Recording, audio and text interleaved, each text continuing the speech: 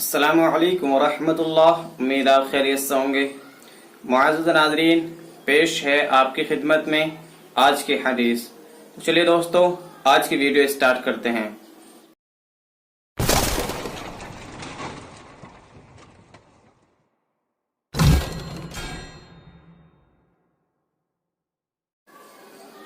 बिस्मिल्लाहिर्रहमानिर्रहीम।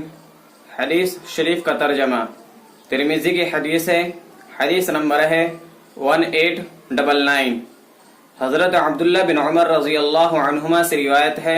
फरमाते हैं कि अल्लाह के नबी सल्लल्लाहु अलैहि वसल्लम ने इरशाद फरमाया कि अल्लाह ताला की रज़ामंदी वालिद की रज़ामंदी में है और अल्लाह ताला की नाराज़गी वालिद की नाराज़गी में है।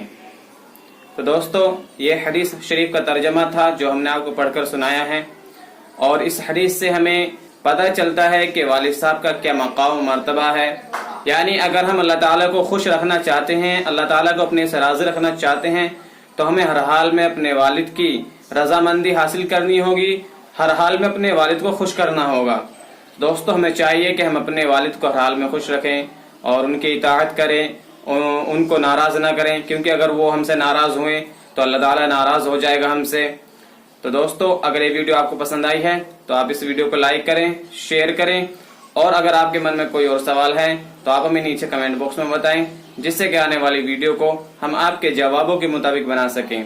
तो दोस्तों, आज की इस वीडियो में बस इतना ही। मिलते हैं एक नई दूसरी वीडियो के साथ। तब तक के लिए खुदा हाफिज।